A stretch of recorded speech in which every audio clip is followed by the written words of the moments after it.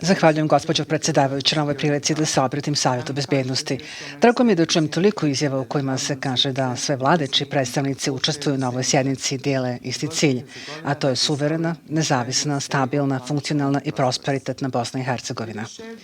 Imajući na umu ovaj zajednički cilj, željela bih da istaknem 3 tačke za koje bi se svaki obavješteni posmatrač složio da su ključne za postizanje tog cilja. Prvo i najvažnije. Jedini realan put ka ovom zajedničkom cilju je poštovanje Dejtonskog sporazuma, uključujući Ustav BiH i njegovu formulu za podjelu vlasti između 3 konstitutivna naroda u BiH koji dijele dugu istoriju sukoba.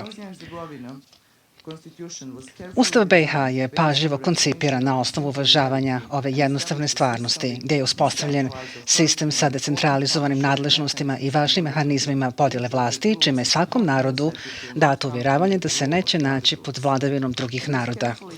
Ovaj pažljivo sastavljen sistem uspješno čuva mir u BiH više od 27 godina. Pošto je Republika Srpska entitet čiji su me građani izabrali u predsjedništvo BiH, ovdje je pomenuto toliko puta, želim da napomenem da je Republika Srpska u Dejtonu saglasila sa ostalim stranama da bude dio izrazito decentralizovane BiH u kojoj sve nadležnosti pripadaju entitetima, osim nekoliko koje Ustav izričito povjerava institucijama na nivou BiH. U decenijama nakon potpisivanja Dejtonskog sporazuma, BiH je izvitoperena u znatno centralizovaniji sistem, skoro u potpunosti zahvaljujući stranim intervencijama, a ne pravnim demokratskim djelovanjem. Ako već svi dijelimo zajednički cilj, a to je suverena, nezavisna, stabilna, funkcionalna i prosperitetna BiH, onda najvažnije što Savjet bezbednosti i njegove članice mogu da urade jeste da riječju i dijelom podrže Dejtonski sporazum i osude postupke kojima bi ovaj pažljivo zamišljen i Ustavom BiH zagarantovan sistem mehanizama uzajamne kontrole bio uništen. Drugo, uprkos žustroj retorici, bezbednosna situacija u BiH je u stvari sasvim stabilna, što je nedavno potvrdio i EUFOR. BiH uopšte nije bure baruta kakvim je prikazuju neki koji traže veću stranu intervenciju i kontrolu nad BiH. Tačno je da se BiH često nalazi u stanju političke tenzije, ali to stanje je tipično za većinu demokratija, uključujući i mnoge čiji su predstavnici danas ovdje. I ovdje dolazimo do 3. tačke. Pretnja po stabilnost BiH ne dolazi od oštrih političkih izjava, nego prevashodno iz nedosljednog sprovođenja Dejtonskog sporazuma. Jednostavno rečeno, ako se dogovor postignut u Dejtonu ne bude poštovao, nema nade da će BiH uspjeti. Dejton se ne poštuje na 2 posebno opasna načina. Prvi je nezakonito modifikovanje uloge visokog predstavnika iz posrednika u autokratu sa neograničenim ovlašćenjima koje idu mnogo dalje od strogo ograničenog mandata usaglašenog aneksom 10 Dejtonskog sporazuma. Ta despotska ovlašćenja čak su veća od ovlašćenja nekog stranog namjesnika, pošto visoki predstavnik tvrdi da uživa potpuni imunitet od bilo kakvih ograničenja ili nadzora. Visoki predstavnici koji nemaju gotovo nikakvo relevantno iskustvo u regionu, jedva da imaju kvalifikacije za takvu ulogu, jedan za drugim, donosile su odluke bez mogućnosti da druga strana iznese svoj stav, bez konsultacija sa izabranim organima ili zvaničnicima u BiH i van ikakvog propisanog procesa, i to su učinili bez ovlašćenja ovog savjeta ili nekog drugog važećeg pravnog instrumenta ili međunarodne organizacije. Ove diktatorske mjere za rezultat su imale poplavu ishitrenih, nepromišljenih i ponižavajućih odluka. Više od 460 zakona i propisa, 110 amandmana na ustave entiteta i 249 kazni izrečenih pojedincima van sudskog procesa, sve bez ikakvog zakonskog ovlašćenja ili nadzora. Uprkos opšte prihvaćenom stavu, čak i među bivšim visokim predstavnicima, da je tvrdnja visokog predstavnika da ima pravo da vlada odlukama potpuno nezakonita, Šmuk je brzo opleto najavio nove remetilačke odluke kojima razbjesnuju velike segmente društva BiH. Svojim najnovim dekretima, čiji cilj izmjena krivičnih zakona o entitetima BiH iznova se ruga vladavini prava u još jednoj drskoj uzurpaciji demokratskih prava građana BiH da sami upravljaju svojom zemljom. Prava koje je ovaj savjet dužan da štiti. Šta više, neposredno prije mog dolaska na ovu sjednicu, Schmidt, čije imenovanje nije odobreno u Savjetu bezbjednosti, zapretio je da ću, ako se budem drznula da dovedem u pitanje njegov legitimitet pred ovim savjetom, dobiti odgovor koji mi se neće svidjeti. Odnos koji Schmidt pokazuje prema izabranim zvaničnicima u BiH, nažalost, tipičan je stav većine stranih zvaničnika koji prolaze kroz moju zemlju. Njihov arogantan, prezriv i ohol odnos prema legalno izabranim domaćim zvaničnicima koji uživaju široku podršku naroda i institucijama u BiH je u najmanju ruku beskoristan, a postaje posebno apsurdan kad ove diplomate oštro kritikuju entitete zato što su predložili zakone koji su istog sadržaja kao i zakoni koji se već godinama primjenjuju u njihovim matičnim državama. Zanimljivo je da se ovi zvaničnici koji svakodnevno rade na uzurpiranju ustavnih nadležnosti demokratski izabranih zvaničnika u BiH žale kada lokalni zvaničnici odbiju da im se potčine i poštuju ovlašćenja koja su nezakonito prisvojili, a onda nas optužuju za nedostatak komunikacije, pod navodnicima. Diktatorska vladavina visokog predstavnika ne samo da je očigledno nezakonita, nego i potpuno kontraproduktivna, o čemu posljednjih godina svjedoče i bivši visoki predstavnici.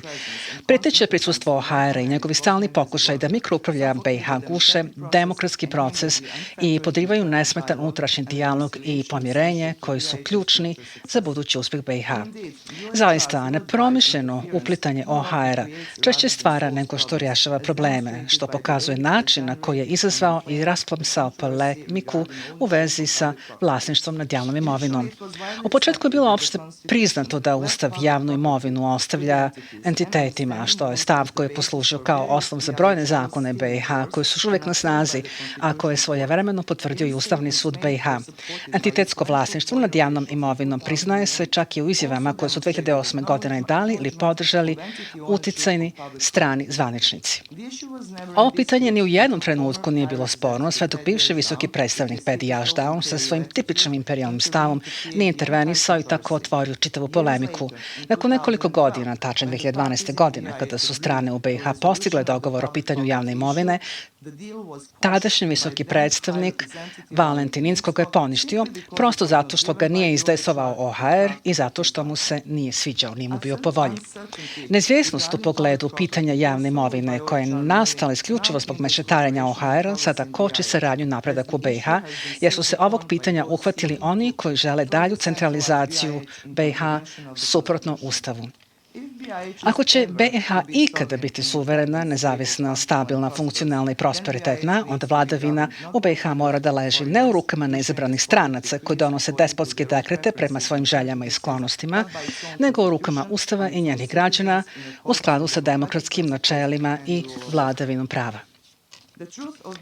Mislim da je svim članovima savjeta nepobitnost navedenog očigledna, mada je možda posebno jasna mnogim zemljama, čiji su predstavnici ovdje prisutni, koji imaju ponosnu istoriju oslobođenja od despotske imperijalne vlasti određenih stranih sila.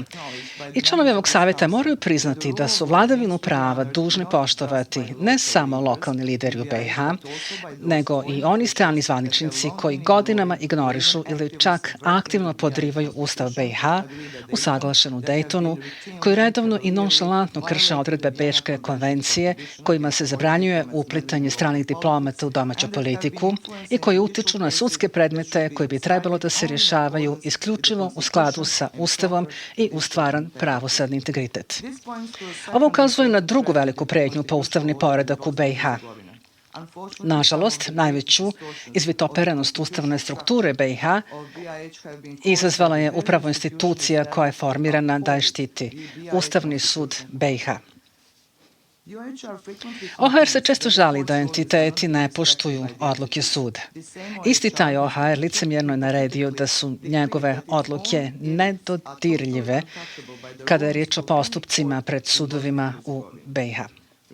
Zanimljivo je i da se OHR nikada ne bavi razlozima zbog kojih odluke suda nailaze na skepticizam, a to su korumpiranost sudskog procesa zbog miješanja i utjecaja samog OHR-a uz utjecaj određenih stranih sila, kao i činjenice da kontrola nad sudom leži u rukama trojice stranih sudija.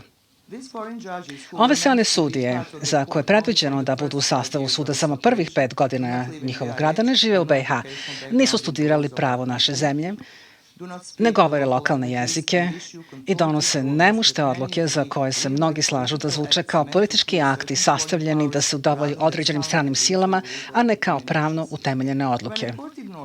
Kada neki sud ignoriše etičke standarde u pravosuđu i ustavna ograničenja sopstvenih ovlašćenja i donosi odluke koje su ultra vires, taj sud prirodno gubi poštovanje građana i drugih grana vlasti. Kada su takve odluke proizvod glasačkog bloka stranih sudija koji su podložni s uticajima sa strane, jasno je zašto takvim odlukama nedostaje kredibilitet. Upravo u kontekstu ove potpune uzurpacije demokratskog procesa u BiH spolja i korupcije našeg pravosuđa treba shvatiti takozvanu secesionističku retoriku i druge političke izraze krajnje frustracije u BiH. Što se tiče Republike Srpske, njena zvanična politika ostaje onakva kakva je oduvijek i bila. Republika Srpska je opredeljena za suverenitet i teritorijalni integritet BiH i ustavni poredak utvrđen Dejtonskim sporazumom, a prije svega je posvećena miru. Međutim, nije spremna da prihvati nezakonitu despotsku vlast visokih predstavnika i neustavne odluke Ustavnog suda, niti da se njena ustavna demokratska prava gaze, niti da se tretira kao kolonijalni posjed određenih stranih sila.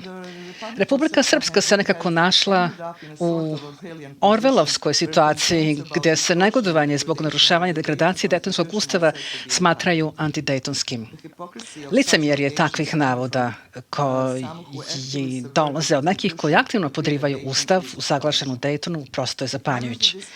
Ako bi članovi ovog savjeta pročitali najnoviji izveštaj o OHR-ovom kontekstu, onda bi možda shvatili da mnogima od nas u BiH taj izveštaj zvuči kao izveštaj kolonijalnog namjesnika matičnom ministarstvu u kom se žali da mještani koji su previše zatucali, necivilizovani, da bi sami sobom vladali ustavnoj demokratiji, ne poštuju i ne cijene dobronamjeran despotizam njegovog gospodstva.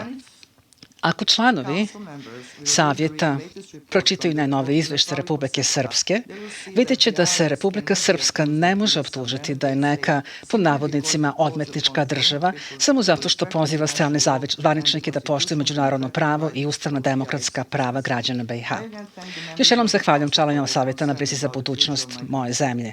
Tražim od savjeta da podrži BiH insistiranjem na potpunom sprovođenju slova Dejtonskog sporazuma i da osudi strano miješanje u BiH kojim se podriva sporazum, krši vladavina prava, korumpira naš pravosudni sistem i ometa politička saradnja unutar Bosne i Hercegovine.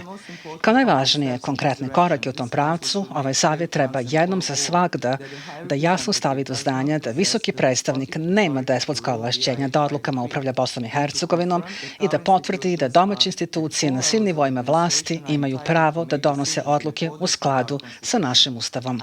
Uvjerena sam da BiH može imati uspješnu budućnost ako se Dejtonski sporazum bude dosljedno sprovodio uz podršku ovog savjeta. I dodala bih također sljedeće, dodala bih malo stvarnosti u ovu debatu. Bosna i Hercegovina nije bajka, niti će ikada biti bajka, ali može da postane pristojna zemlja ako se bude poštovao naš ustav, ako ga budu poštovali svi, sve strane i u Bosni i Hercegovini i izvan Bosne i Hercegovine. Zahvaljujem na pažnji.